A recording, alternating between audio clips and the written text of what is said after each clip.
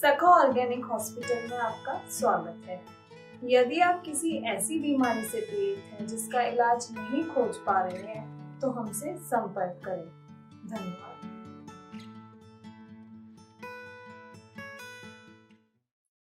Organic क्रांति के सभी मित्रों को मेरा प्रणाम। आज हम बात करेंगे कि अनऑर्गेनिक फूड के हमारी बॉडी पे क्या साइड इफेक्ट होते हैं और वो किस तरीके से कौन कौन सी बीमारियों को जन्म देते हैं, साथ ही साथ इसके किस तरीके के प्रभाव को हम किस तरीके से दूर कर सकते हैं। और इसमें सबसे कीमती बात जो होने वाली है, थोड़ा वीडियो लंबा हो जाएगा इस वजह से, वो सबसे कीमती वाली बात ये होगी कि जो लोग अनऑर्गेनिक फूड ही खा रहे हैं वो अपने को स्वस्थ कैसे रखें। ये तो बहुत बार आपको बताया गया होगा कि अनऑर्गेनिक फूड खाने से बीमारियां होती हैं तो ऑर्गेनिक खाएं, लेकिन ऑर्गेनिक सब खा नहीं सकते महंगाई के कारण, उपलब्ध ना होने के कारण। तो ऐसे लोग जो बीमार हो रहे हैं वो क्या करें, मैं इसमें विशेष रूप से बताऊंगा, इसलिए इस वीडियो को पूरा जरूर देखिए। ये बात ध्यान रखें, मैं ऐसी बातें कहता नहीं हूं वैसे कि इस वीडियो को आखिर तक देखें, लेकिन ये सबसे ज्यादा आपके काम की। तो जानना शुरू करते हैं। सबसे पहली बात यह है, जैसे आपने पिछले वीडियोस में देखे होंगे कि ऑर्गेनिक फूड क्या और अनऑर्गेनिक क्या।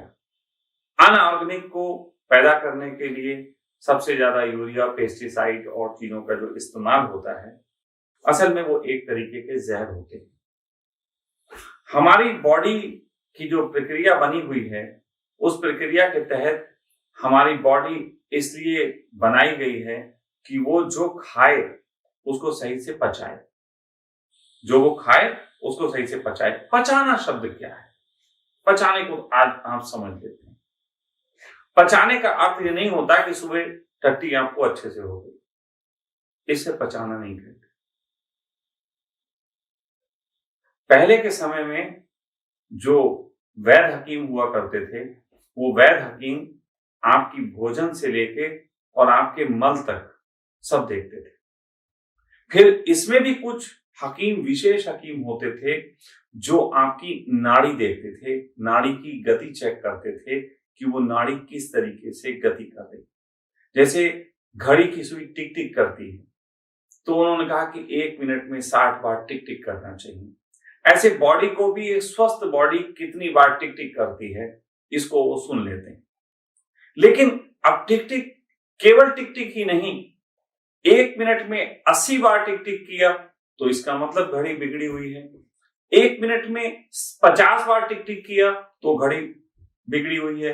कभी टिक टिक ऐसे टिक टिक टिक, ये नॉर्मल है मान लीजिए, तो कभी ऐसे किया टिक टिक टिक टिक टिक टिक।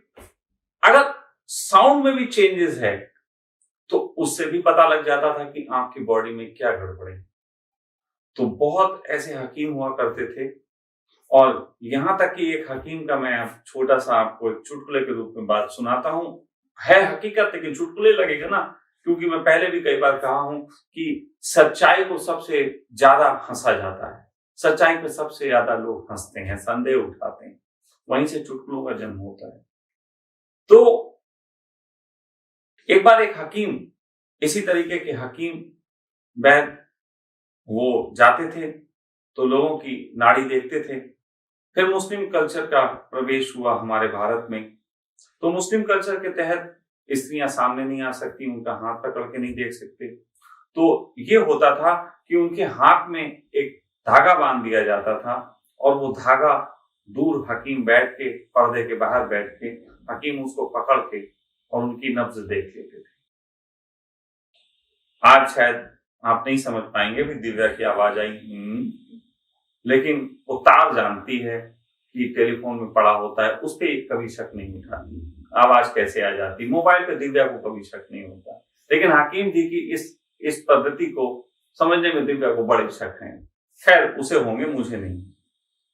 तो ये स्थिति पहले हुआ करती थी। तो एक बार एक हकीम जी को मजाक में नवाब साहब ने कहा कि हमारी भाई जरा बेगम बीमार हैं, आके देख लीजिए। तो वो जब बेगम को देखने आए तो उन्होंने मजाक में वो जो धागा था वो धागा अपनी भैंस को बांध दिया, हकीम के हाथ में जो है वो धागा पकड़ा दिया। तो हकीम ने पकड़ा और बहुत आसानी से सुना और कहने लगा दाना पानी थोड़ा बढ़ा दो, वो ठीक हो जाएंगे। ये जो हकीमों के गुण होते थे वो नफ्स पकड़ लेते थे। इसका मतलब क्या है? मैं क्यों बता रहा हूं? मैं क्या कोई हकीम की तारीफ कर रहा हूं या मैं किसी हकीम वैद्य का नाम बताने वाला हूं कि उससे इलाज कराऊं? नहीं, इसका मतलब यह है कि आपकी बॉडी बहुत सूक्ष्म रूप में इंडिकेट करती है, बहुत सूक्ष्म रूप में इंडिकेट करती है, वो बहुत सेंसिटिव है। तो पाचन क्रिया का जो लेना देना है वो केवल हम मानते हैं हमने खाया सुबह हगाए हमारा पच गया, नहीं।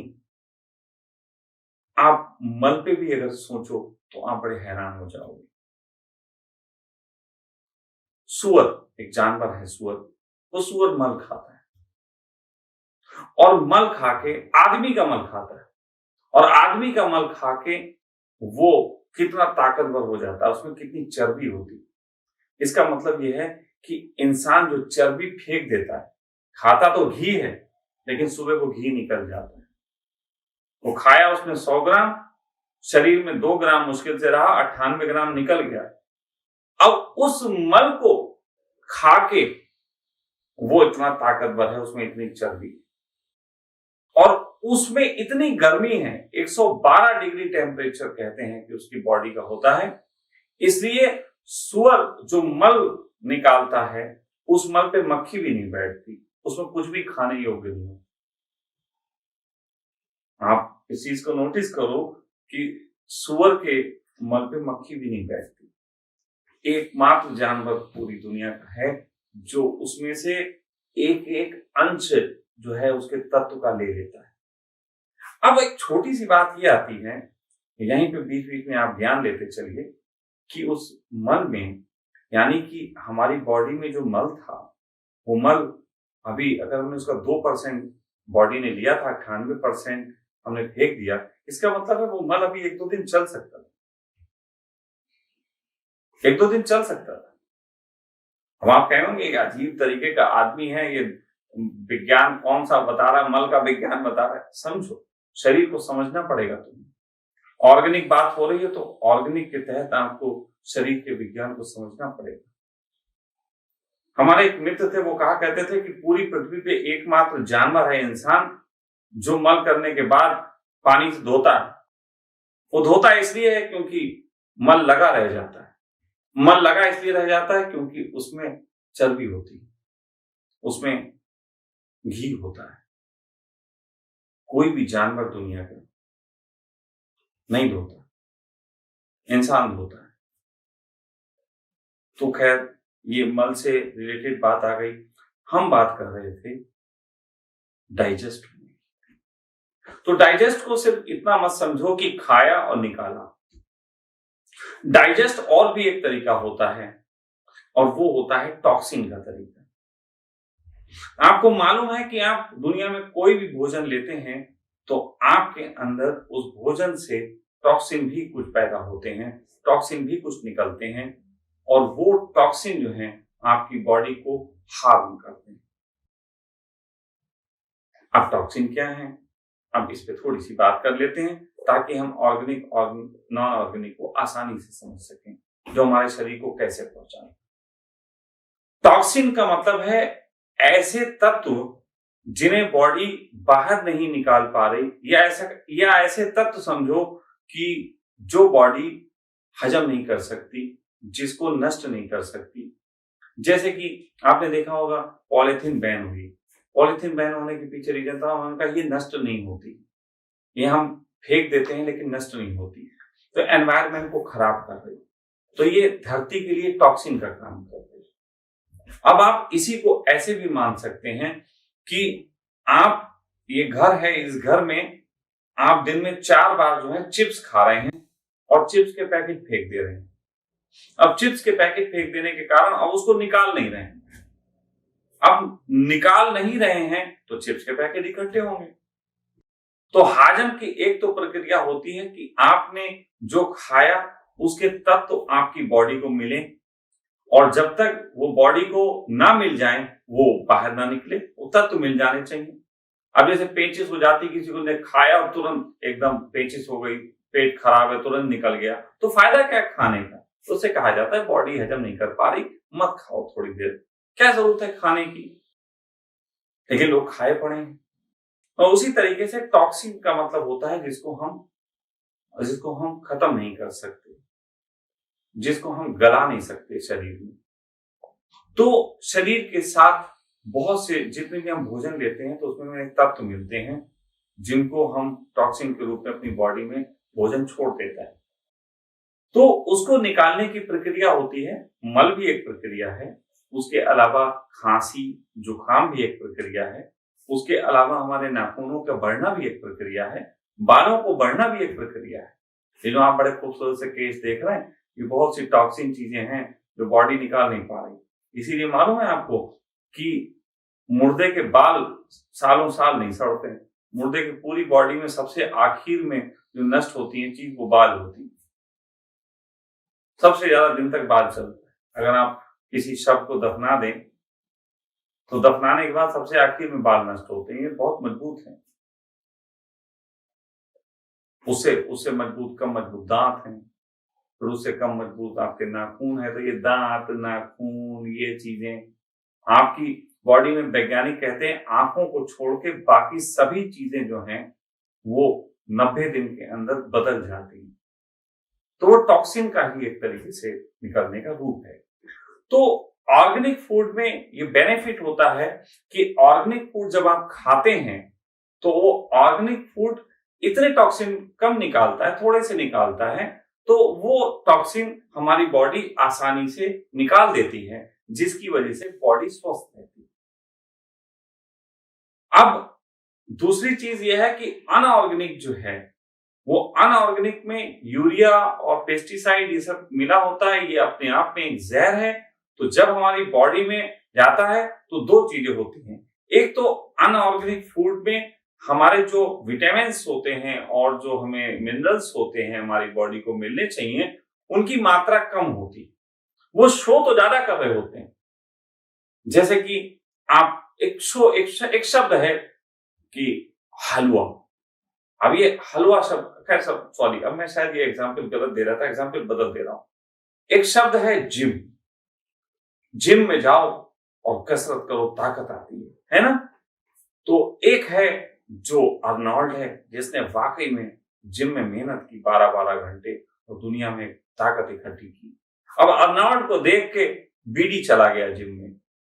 अब बीडी जिम में जब चला गया, अब ये वहां कुछ कर ही नहीं रहा। जिम में जाता है, 1 घंटे दूसरों के फोटो खींचता है, अपना देखता है, चला आता है। शब्द जिम ही है, लेकिन उसका कोई फायदा नहीं, वो केवल शोबाजी, शो। तो उसी तरीके से अनऑर्गेनिक फूड केवल शोबाजी है, वो शो है केवल। लेकिन उस शो को करने में उसने अपने पीछे जो है वो जिनका सहारा लिया है वो टॉक्सिन ज्यादा है। जैसे कि आपके गुल्लक में आपके पैसे इकट्ठे हों, तो गुल्लक में पैसे आपके इकट्ठे हैं, लेकिन गुल्लक में कोई अपने लाके और कोला के ढक्कन डाल दे। अब वो ऐसे करके बजेंगे तो, लेकिन जब बाद में तुम निकालोगे तो वो कोला के ढक्कन को तो तुम मार्केट में चला नहीं सकते, तो वो तो फेंक दोगे, तो वो टॉक्सिन हो गए। और नोट चल जाते हैं मार्केट में, वो टॉक्सिन नहीं है।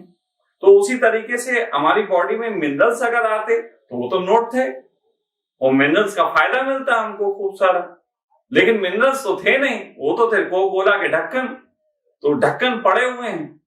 अब जिस तरीके से हम ढक्कन वो फेंक देते और हमारे समाज में और हमारी पृथ्वी पे जाते, उसी तरीके से बॉडी के अंदर जो है, जो हमने सेब खाया अनऑर्गेनिक, उसने जाके कोला के ढक्कन फेंक दिए, वो कैसे निकलेंगे? अब वो जिस स्पीड से निकलने की जो बनी है गति, बॉडी की भी अपनी एक लिमिटेशंस है ना। अब हार्ट की एक लिमिटेशंस है कि वो कितना जो है वो खून को जो है वो फेंक सकता है। अब अगर खून जो है वो हम एक तरीके से भारी हो जाए और हम ऐसे करके हाथ उठा के खड़े हो जाएं, तो हमारा खून, हार्ट जो है वो हाथ तक नहीं पहुंचा पाएगा ऊपर तक। तो उसको क्या होगा, उसको हार्ट पे प्रेशर पड़ेगा, उसको बोलते हैं ब्लड प्रेशर। तो उसी तरीके से वो प्रेशर पड़ेगा, फिर उस प्रेशर पड़ने के बाद हार्ट जो है कहेगा हम नहीं काम कर रहे, इसे बोलते हैं हार्ट फेल। तो उसी तरीके से जब हमारा टॉक्सिन ज्यादा जाएगा तो उस टॉक्सिन को निकालने की जो प्रक्रिया है, पहली बात तो वो निकाल नहीं पाएगी। अगर निकालने की कोशिश करेगी तो उसमें वो धीरे धीरे वो उसको शट डाउन कर देगी, हम नहीं निकालते, हम काम नहीं करते। तो उससे आपके ऑर्गन्स जो बॉडी के अंदर के होते हैं वो फेल होने लगते हैं, वो खराब होने लगते हैं। फिर आपको नई नई तरीके की प्रॉब्लम्स खड़ी होती हैं, वो आपकी बॉडी एक अलग तरीके से जो है वो उसको रिएक्ट करना शुरू करती है। तो टॉक्सिन जो है फिर और काम भी करते हैं, जैसे आपने देखा आंखें हैं, आंखों में मोतियाबिंद हो जाता है। अब शरीर में तो बहुत टॉक्सिन बचपन से हम खाते हैं, इकट्ठा होता रहता है। अब आदमी खाया तो दिन भर खाया पड़ा, हमने कहा सारा प्रेम जगत में खाने का है, किसी के घर पहुंच जाओ खाना तुरंत ले आता है। भाई हमने मांगा था क्या, तुम क्यों ले आए? बोले आप आए खाना तो खिलाएंगे, प्रेम तो है। अब प्रेम में खाने खिलाओगे और तुम समोसे के पैसे ही दे देते, हमें तो काम चल जाता हमारा, जब समोसे का मन होता हम खा लेते। अब तुम प्रेम में 2 खिला देते हो, और प्रेम में खूबसूरत लड़की सामने हो या उसकी मम्मी हो, फिर तो आदमी 3-4 खा जाता है। तो ये थोड़ा प्रेम भारी पड़ता है ना। पैसे ले लिया करो, मांग लिया करो, या आप समोसे की जगह में पैसे दे दीजिए, लेकिन ये आदमी नहीं करेगा। खैर, तो हम खा तो दिन भर रहे हैं और उतना निकाल नहीं पा रहे, तो बॉडी में इकट्ठा हो जाता है। तो जब बुढ़ापे में तुम थोड़े से कमजोर होते हो और टॉक्सिन तो भरा ही हुआ है, कोका कोला के ढक्कन तो फैले हुए हैं, तो फिर वो आपकी आंखों के आगे आ जाते हैं, तो मोतियाबिंद हो जाता है। आपके अंदर जो है वो टॉक्सिन इकट्ठे होते होते पथरी का रूप ले लेते हैं। पथरी और कुछ नहीं होती, कोई पत्थर थोड़ी तुमने खाया जो पथरी हो गई। पत्थर खाने में फिर वो पेशाब की नली में इकट्ठे हो जाते हैं, तो पथरी हो जाती है। फिर वो आपके हार्ट में ब्लॉकेज हो जाता है, फिर हार्ट ब्लॉक होने लगता है, फिर वो आप बाईपास सर्जरियां कराते हो, साइड से निकाल दो इसको, ये तुम पत्थर नहीं निकाल पा रहे तो साइड से निकल जाए। तो ऐसे तमाम तरीके के रोग बॉडी में इकट्ठे होने शुरू हो जाते हैं। टॉक्सिन को बस एक समझ के साथ अगर आप समझो तो ऐसे मैटर जिनको बॉडी नष्ट नहीं कर सकती, सिर्फ फेंकती। तो अनऑर्गेनिक फूड आपकी बॉडी में जरूरत से ज्यादा टॉक्सिन देता है। अब एक और बात इसमें बहुत समझने की जरूरी है, केवल आपका फूड खा लेने से, अब आपका वो ऑर्गेनिक फूड खा लेंगे तो स्वामी जी फिर बीमार नहीं पड़ेंगे, नहीं। अब यहाँ पे ऑर्गेनिक फूड के अलावा भी एक विज्ञान समझना पड़ेगा, और वो विज्ञान ये है कि आपकी बॉडी भी टॉक्सिन पैदा करती है।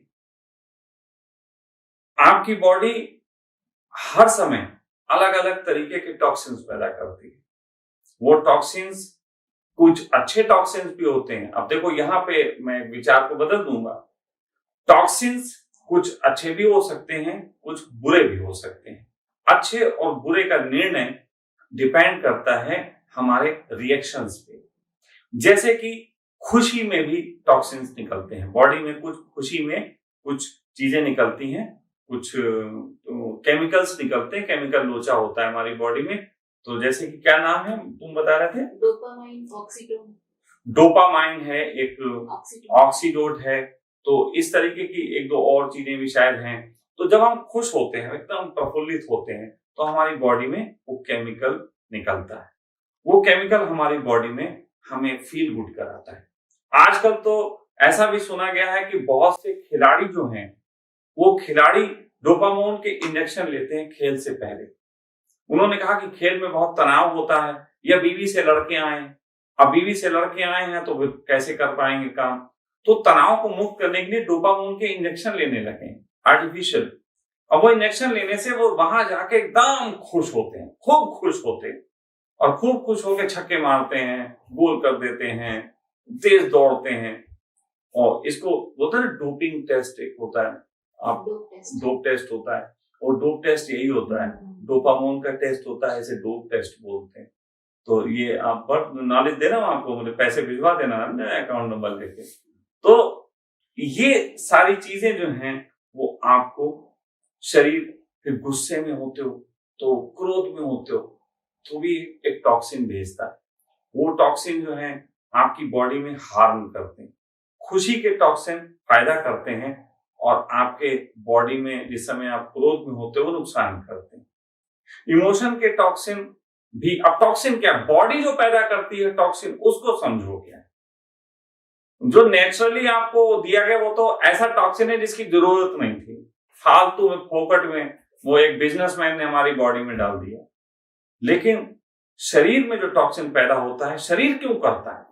शरीर इसलिए करता है कि जब आप खुश होते हैं, उस खुशी में आपके अंदर जो शरीर में फीलिंग्स होती हैं, वो फीलिंग्स को आप व्यक्त कर पाओ।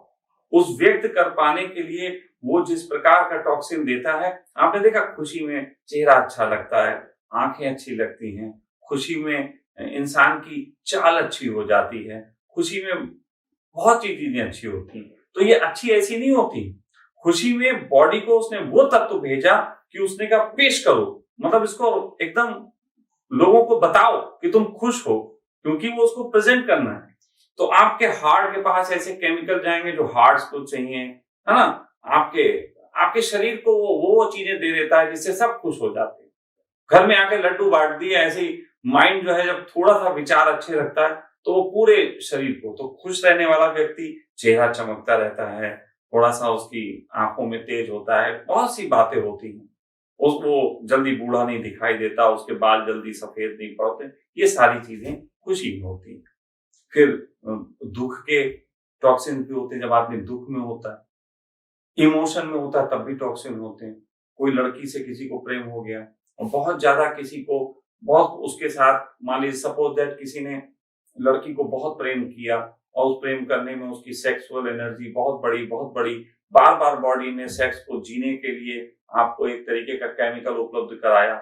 उस केमिकल उपलब्ध कराने से बहुत सारा ऐसा टॉक्सिन इकट्ठा हो गया जो अब काम का नहीं है और वो बैलेंस बिगड़ रहा है, तराजू के एक पल्ले पे ज्यादा इकट्ठा हो गया। तो फिर बॉडी एक दूसरा काम करती, इमोशन कर देती है। अब वो इमोशन में फिर बॉडी दूसरा केमिकल निकालती है, तो वो बैलेंस करती है। मेरी बात अभी शायद ये थोड़ी सी ना समझ में आएगी, लेकिन प्रेमी ऐसा जो करते हैं, बार बार उनमें अनबैलेंस्ड होता है, वो भी उसकी बॉडी सपोर्टिंग के कारण होता है, बॉडी में कुछ चल रहा होता है। तो खुशी के टॉक्सिन भी हैं, दुख के टॉक्सिन भी हैं। अब दोनों टॉक्सिन में अंतर क्या है? खुशी के टॉक्सिन ऐसे मान लो जैसे कि आपको आपके यहाँ, जैसे मैंने कहा था ना कि टॉक्सिन मतलब जो गल नहीं सकता, और हमारे कमरे में पूरा रोज 4 बार चिप्स खाए गए और पैकेट पड़े हैं। अब मान लो 10 साल से खाए जा रहे हैं और पैकेट पड़े, तो कितने पैकेट हो जाएंगे? अब वो पैकेट क्या करेंगे?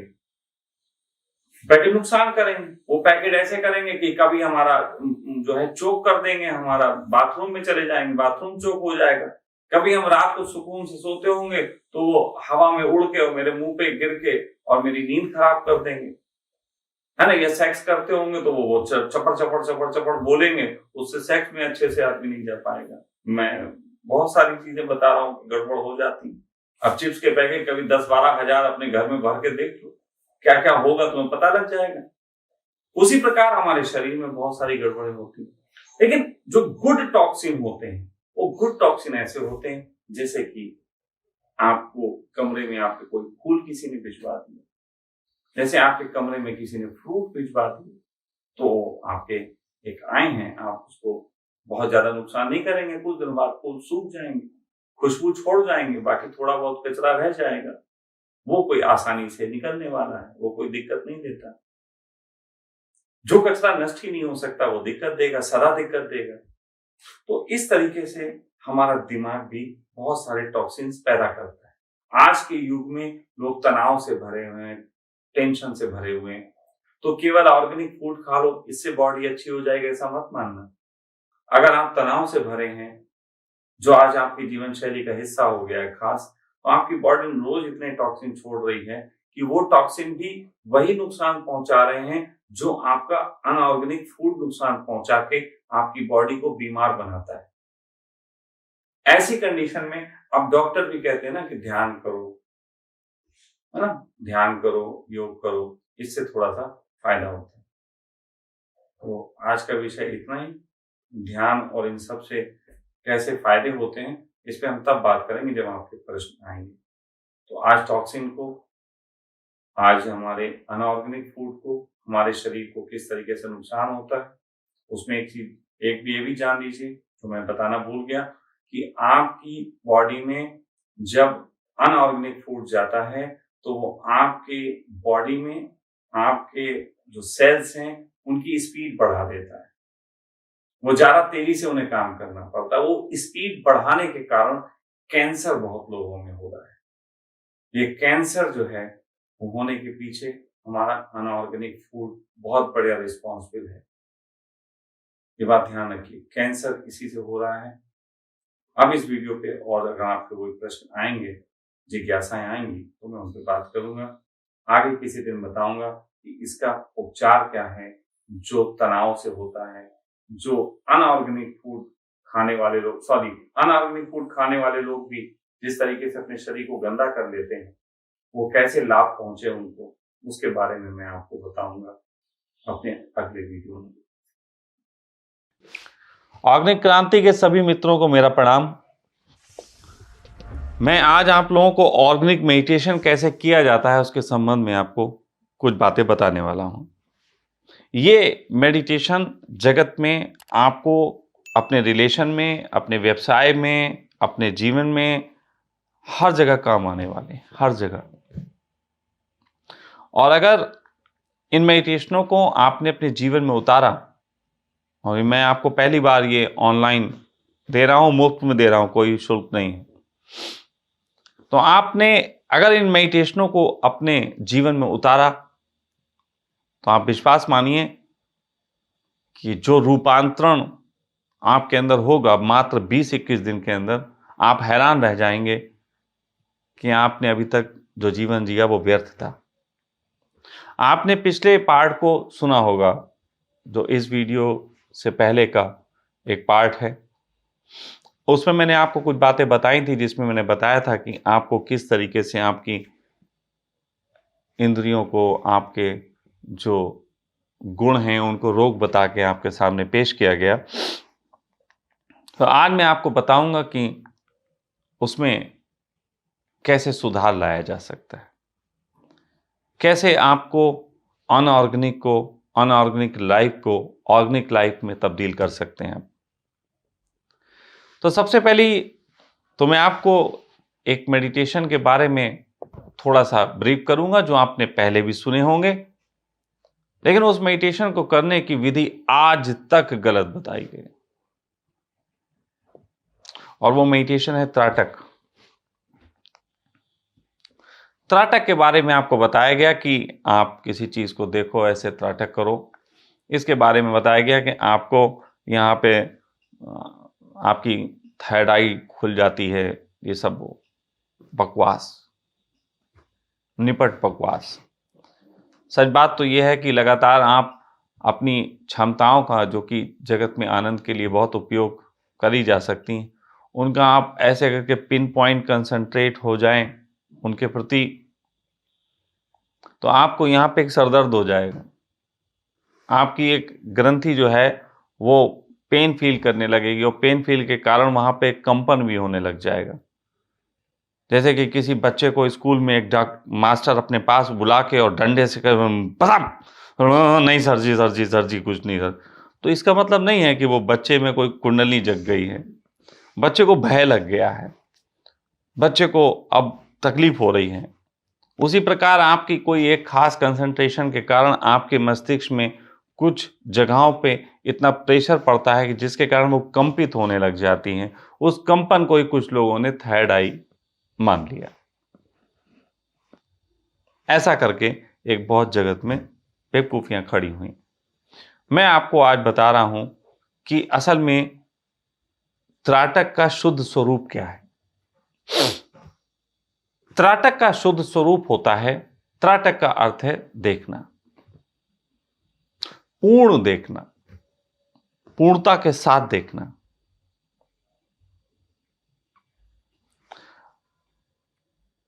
जबकि इसका कुछ लोग ऐसे भी अर्थ करते हैं कि बिना पलक झपकाए देखना। लेकिन मैं आपको ये बता रहा हूं कि आप जब किसी चीज को देखते हैं लगातार, तो आप तो होते हैं। तो आप एक चित्र को, एक फूल को, एक मोमबत्ती को आप अगर करते रहें, देखते रहें, इससे जीवन में क्या सुधार आएगा? मैं तो कहता हूं पूरे जगत में आप जिसे भी देखें त्राटक के तरीके से देखें, तब सुधार है। तो त्राटक में एक ऐसी बात कही जाती है जिसको लोगों ने सिर्फ चित्रों तक सीमित रखा, मोमबत्ती तक सीमित रखा, फूलों तक या अगरबत्ती तक सीमित रखा, लेकिन उसको जीवन में नहीं उतार पाया। और वो त्राटक में मूल्यवान बताई जाती है बात कि देखने वाला दृष्टा रहित दृश्य, इसको देखने वाला ना बचे। अब देखने वाला नहीं बचेगा तो देखेगा कौन?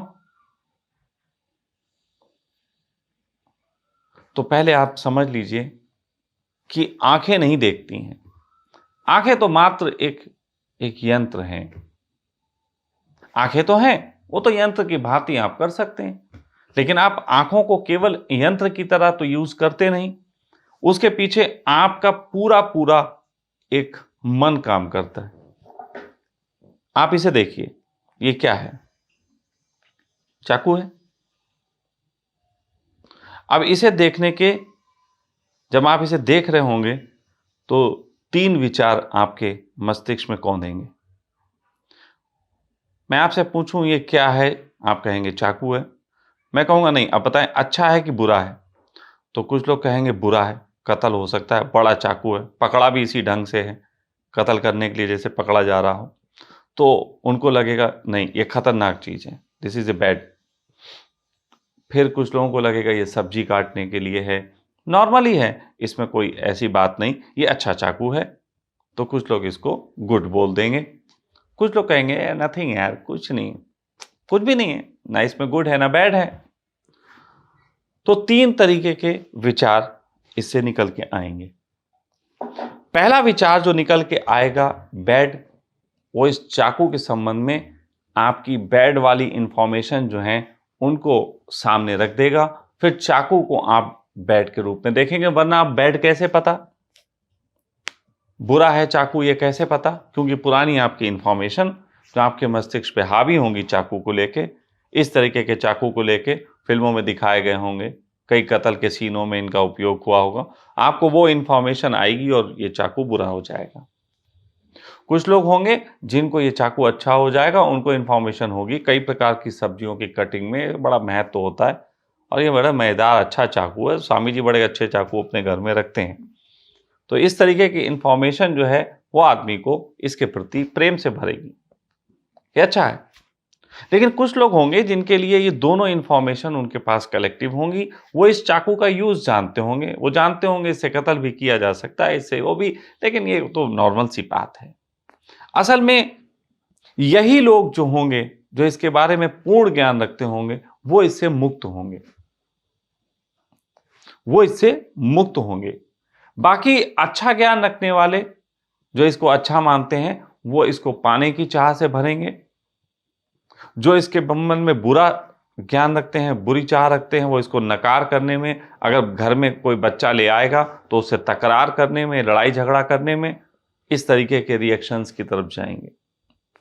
लेकिन ये तो केवल महज एक चाकू था, इससे अलग अलग तरीके की प्रतिक्रियाएं उत्पन्न हो गई। तो उसी प्रकार जब हम कोई भी चीज देखते हैं जगत में, कोई भी चीज, तो हमारा अंदर जो इंफॉर्मेशन है उस चीज को लेके, जो हमने बहुत समय से इकट्ठी की है चेतन अवचेतन मन में, वो इंफॉर्मेशन तुरंत उसके बारे में अच्छी या बुरी बात कहने लग जाती है। बहुत कम लोग होते हैं जो न्यूट्रल उन चीजों के प्रति हो पाते हैं, और न्यूट्रल वही होते हैं जिन्हें उसका परिपूर्ण ज्ञान है, वो न्यूट्रल होते हैं। और जो लोग न्यूट्रल नहीं हो पाते हैं वो इसके पक्ष विपक्ष में ही फंस जाते हैं। जैसे आपने राह चलते किसी जानने वाले को देखा, वो आपका हितैषी है, वो आपका प्रेमी है, तो आप उसकी तरफ बढ़ेंगे, आप उससे बात करेंगे, उसे गले लगाना चाहेंगे, हाथ मिलाना चाहेंगे, उससे चर्चा करना चाहेंगे। दूसरी तरफ आपको कोई भी व्यक्ति जो है ऐसा दिखा जो बुरा इंसान है, जो आपका हितैषी नहीं है, उसके प्रति भी आप चुप नहीं बैठ पाएंगे। अपने संग में जो लोग होंगे उनसे चर्चा करेंगे या दिमाग में उसके प्रति तस्वीर बनाएंगे, उसको हानि पहुंचाने के लिए प्लान करेंगे। कहने का अर्थ यह है कि एक आंख हमारी जब किसी चीज को देखती है तो वो केवल विचारों के तल पे ही उथल पुथल नहीं मचाती, हमें एक्टिव भी कर देती है, अच्छी चीज को पाने के लिए, बुरी चीज से दूर जाने के लिए, और दूर जाने में भी एक्शन चाहिए, पास आने में भी एक्शन चाहिए। तो हम वो एक्शन से भर देती, और ये एक्शन लाखों बार दिन भर में अगर आप देखें, दिन भर में सैकड़ों, हजारों, लाखों बार ऐसा होता है कि अनवांटेड एक्शन होते हैं जिसकी जरूरत नहीं होती, क्योंकि आपका मस्तिष्क अपना काम करेगा ही करेगा। जैसे आप सड़क पे निकले हैं, आपके दिमाग में जानकारियां बहुत आती जाएंगी, बोर्ड देखेंगे, ओ रफी टेलर्स, ओ ये हेयर ड्रेसेस, नोकिया, सैमसंग, न जाने क्या क्या, इवन कि नामर्द मिले, केवल नपुंसक ही मिले, ऐसे करके न जाने क्या क्या हम पढ़ते रहते हैं दिन भर। और हर पढ़ने के साथ हमारे माइंड में उसके संबंध में जो इंफॉर्मेशन या उससे रिलेटेड पॉजिटिव नेगेटिव जो थॉट होते हैं वो उथल पुथल करते हैं, और उथल पुथल जब वो करते हैं तो हमारी बॉडी एक्शन में आती है। आप बोलेंगे ऐसा तो नहीं है, बहुत बार ऐसा होता है हमारी बॉडी एक्शन में आती नहीं। हम बोर्ड देख के पढ़ते हैं, कहां ऐसे एक्शन होता है आपको नहीं पता। जो मैं एक्शन कह रहा हूं तो मैं आपके चलने को, आपके बोलने को और आपके हाथों को ही नहीं बोल रहा हूं, आपके एक्शन अंदर होने लगता है। जैसे एक सुंदर चित्र देख के आप भले ही चले ना, उठे ना, बैठे ना, लेकिन आपके अंदर के जो है रक्त प्रवाह बढ़ जाता है। बस सूरज चीज देख के थोड़ी सी घृणा, थोड़ी सी गिल्ट, थोड़ा सा मुंह बनना, आपके अंदर एक्शंस हो जाते हैं, और यही एक्शंस अपने अपने तरीके की इंफॉर्मेशन को और ज्यादा स्ट्रॉन्ग करते चले जाते हैं। यही एक्शन जगत में कभी कभी इतना प्रेशर हो जाते हैं कि आप अनवांटेड रिएक्शन देने लग जाते हैं। आप अपनी लाइफ में कई बार ऐसी चीजें करने लग जाते हैं जो आपसे उम्मीद नहीं होती, लेकिन आप कर रहे होते हैं। लोग कहते हैं यार कमाल हो गया, तुमने ऐसा किया, हमें उम्मीद नहीं थी। तो आप अपने थॉट के पीछे ही अपने को भगाते रहते हैं, और वो थॉट आपको देखने से आते हैं। वो थॉट आपके विजन का हिस्सा है। फिर ये विजन करते करते इतने ज्यादा विजनरी आप हो जाते हैं कि रात में भी विजन आपके आते रहते हैं, क्योंकि तब आप आंखें खोल के तो नहीं देख रहे होते, लेकिन बहुत से विजन्स आप तब क्रिएट कर लेते हैं। फिर एक एक्शन तो ये होता है कि बाहर की कोई चीज देखी, अंदर खलबली होती है। फिर एक एक्शन ऐसा भी होता है कि अंदर खलबली होती है और बाहर वैसी चीज देखने की इच्छा होती है। कभी कभी तो ऐसा होता है कि आपको पिज्जा देख के पिज्जा खाने का मन करता है, और कभी कभी अंदर से साउंड आती है पिज्जा खाओ, ये बिल्कुल वैसी बात है। तो यानी कि आपके कर्म का, आपके अंदर के एक्शन रिएक्शंस का, आपके विचारों के साथ ऐसा तालमेल हो जाता है कि आपकी पूरी जिंदगी इसी एक जद्दोजहद में बीतने लग जाती है।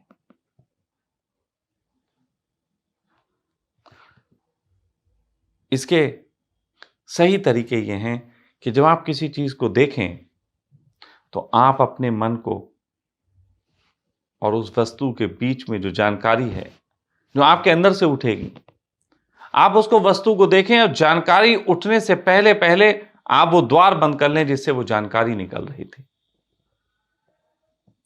अब आप कहेंगे ये द्वार कैसे बंद होगा? तो मैं आपको यहां पे एक महात्मा बुद्ध की इनकी बात बताता हूं। ये एक काम किया करते थे बहुत प्यारा सा।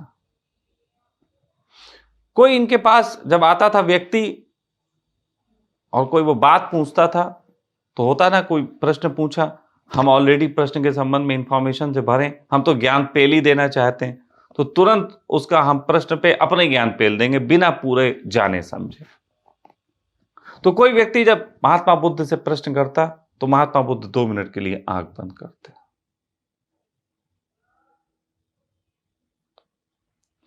फिर उस व्यक्ति को देखते हैं।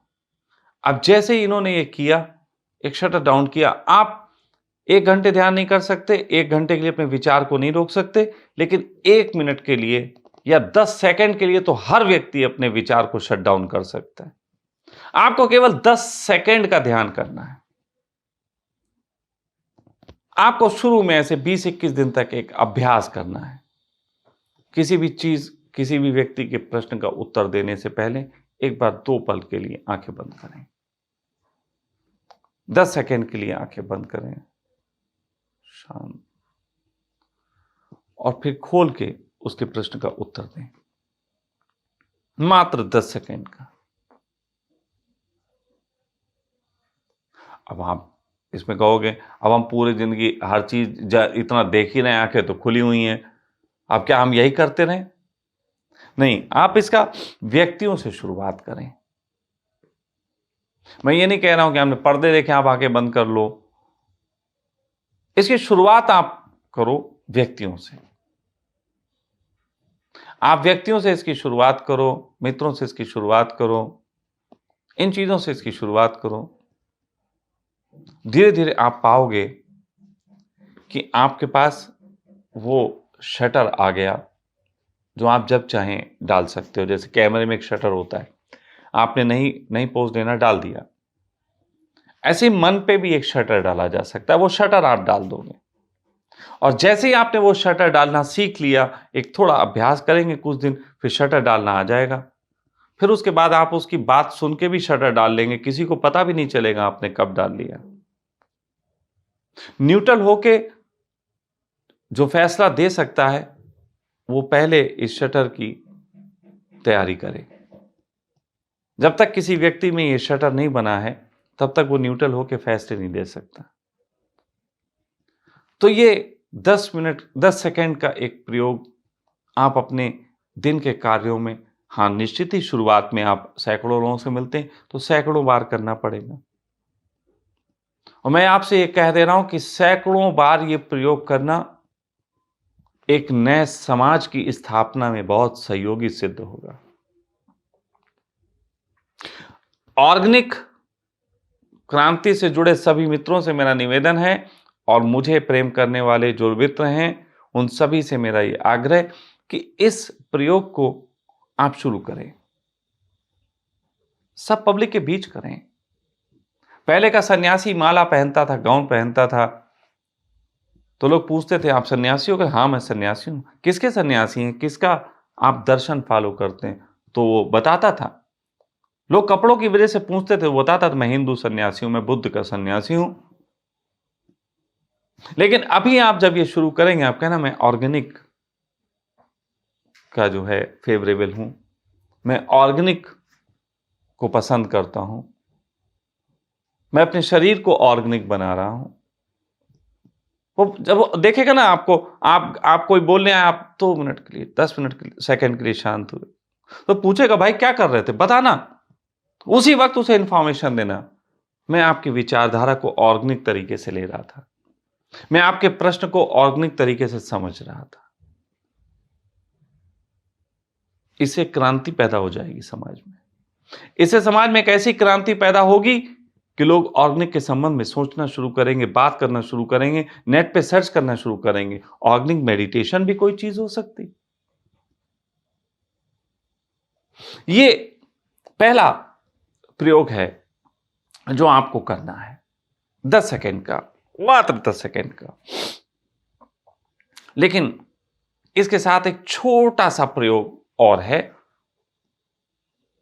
जो इस पे, इसके गुणों को 1000 गुना बढ़ाने का काम करेगा। मतलब आप अगर आंख बंद करके शांत होके 10 सेकेंड ऐसे रुकते हैं और फिर आंख खोलते हैं, देखो आप मुझे देखो, इस समय थोड़ा सा ये क्लोजअप करके समझा जाएगा चीज़ों को, और हमारा कैमरामैन इसको कर देगा बाद में। तो वो जो चीज़ है कि पहले आपने किसी को देखा और आंख बंद की,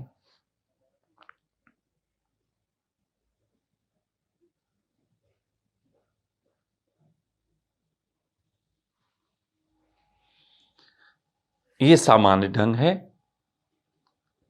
ऑर्गेनिक प्रयोग को करने का, लेकिन इसमें एक चीज जोड़ देंगे तो ये कई गुना विशाल हो जाता है, और वो ढंग है, फिर अब देखिएगा, मैं किसी को देखा, मैं उसको देख के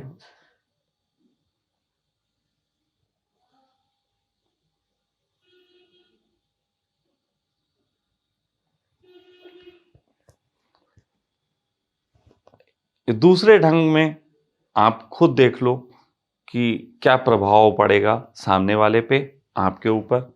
मुस्कान का प्रयोग इसके साथ ऐड ऑन करना है, और इसमें कोई नियमावली नहीं है।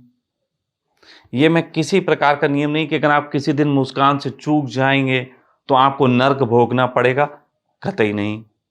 आप किसी दिन 10 सेकेंड नहीं भी कर पाएंगे तब भी नर्क में आपकी एंट्री के लिए मैं कहीं लिखवाने नहीं जा रहा। लेकिन अगर आप इसको करते हैं, अपने अंदर से आपको आया है, अपने अंदर से ये समझ बड़ी है और आप इसको करते हैं, तो निश्चित ही आप अपने जीवन में एक स्वर्ग का निर्माण करेंगे, और उसके लिए आप ही जिम्मेदार होंगे, आप ही जिम्मेदार होंगे। और इस प्रयोगों को करने वाला व्यक्ति, मैं आपको गारंटी के साथ कह सकता हूं, ऑर्गेनिक मृत्यु को उपलब्ध होगा। ऑर्गेनिक मृत्यु सहज, रोगों से कम मुक्त होगा। कम मुक्त, परिपूर्ण मुक्त नहीं कह रहा हूं, क्योंकि शरीर तो एक व्याधि है, इसमें परिपूर्ण मुक्ति नहीं होती। अगर आप परिपूर्ण स्वस्थ जीवन जीते हैं और ऑर्गेनिक जीवन जीते हैं, तो इतना भी आप जान लें, होशपूर्वक जान लें कि आप अंत के समय में शरीर के ऑर्गन्स अपने अपने समय पे खराब होने शुरू होंगे, क्योंकि नेचुरल मृत्यु तभी होगी जब ऑर्गन्स खराब हो जाएंगे। और ऑर्गन्स की खासियत भी है कि एक ऑर्गन खराब होने लगता है तो दूसरा ऑर्गन उसको सपोर्ट करता है, अपनी एनर्जी देता है, फिर उसमें वो भी खराब होगा। तो मां योगी कृष्ण को हम इस मिसाल के रूप में देख सकते हैं कि वो इतना स्वस्थ, परिपूर्ण, लहलहाता हुआ जीवन जिए कि परमात्मा ने उनको कोई बीमारी और कुछ नहीं दी, लेकिन समय के साथ हर चीज नष्ट होती है, तो उनके ऑर्गन्स नष्ट हो रहे थे, फिर दूसरे ऑर्गन सपोर्ट्स कर रहे थे, फिर तीसरे ऑर्गन सपोर्ट्स कर रहे थे, यानी कि अंदर के सारे ऑर्गन धीरे धीरे नष्ट हो रहे थे। ऑर्गेनिक मृत्यु है ये। आपको लगेगा ये तो बड़ी क्रूर है, क्रूर नहीं है, ये ऑर्गेनिक मृत्यु है। लेकिन जो व्यक्ति इस तरीके की लाइफ को जीता है, जो अभी मैंने आपको बताई, उसको ये पीड़ा नहीं देती। आपको पीड़ा दे सकती है। आपको लग रहा है कि कृष्ण के शरीर में पस भर गया था, पस उनके बह रहा था, शरीर में तकलीफ थी, ऐसी तो कष्टकारी मौत आप नहीं चाहोगे, निश्चित नहीं चाहोगे। अरे आप तो छोटी सी चींटी के काटने का कष्ट नहीं चाहते। आप तो एक टेम्परेचर हो जाता है 31-32 डिग्री, वो आप पे भारी हो जाता है। आपको तो 20-22-16 डिग्री टेम्परेचर चाहिए, एसी में बैठने वाले लोग। आपको निश्चित ही ये ऑर्गेनिक मृत्यु समझ ना आएगी, लेकिन मैंने इसलिए बता दिया है क्योंकि ऑर्गेनिक की बात करते करते मेरे जीवन काल में यदि मेरी मृत्यु कहीं इस प्रकार हुई, तो आप इस ऑर्गेनिक आंदोलन को रोकना मत। इतनी कष्टकारी मृत्यु भी मैं हंसते हंसते जीऊंगा, लेकिन मेरी ये मृत्यु एक ऐसी मोहर ना लग जाए जैसे राजीव दीक्षित जी के साथ हुआ कि राजीव दीक्षित जी ऑर्गेनिक की बात करते थे, लेकिन उनकी मृत्यु थोड़े से रोगों के कारण हुई, जिसके पीछे कुछ षड्यंत्र कारण बताए जाते हैं, कुछ उनके जीवन में भी हो सकता है। तो सिर्फ इस मृत्यु के कारण बहुत से लोग जो है राजीव दीक्षित पे उंगली उठाते हैं। कृष्ण के मृत्यु के कारण, उनकी पीड़ादायक मृत्यु के कारण कुछ लोग कृष्ण के जीवन पे संदेह उठा देते हैं। तो मैं ये कह रहा हूं कि ऑर्गेनिक क्रांति के मित्र अगर ये बात थोड़ी सी अभी से चिंतन रखेंगे तो कल जब मैं आपके बीच नहीं रहूंगा और मेरे जाते वक्त यदि मेरे शरीर ने इस तरीके की प्रतिक्रियाएं की तो उसके वजह से भी आप ऑर्गेनिक क्रांति को रोकोगे नहीं। हमें इस धरती को फिर से स्वर्ग बनाना है। इस छोटे से प्रयोग का उपयोग करके हम बहुत कुछ अपने जीवन में परिवर्तन ला सकते हैं, साथ ही साथ अपने बहुत से रोगों को अपने पास ना भटकने के लिए एक शटर लगा सकते हैं। प्रणाम। हमारे अभियान ऑर्गेनिक क्रांति और सखा ऑर्गेनिक हॉस्पिटल को समझने के लिए हमसे जुड़े रहें।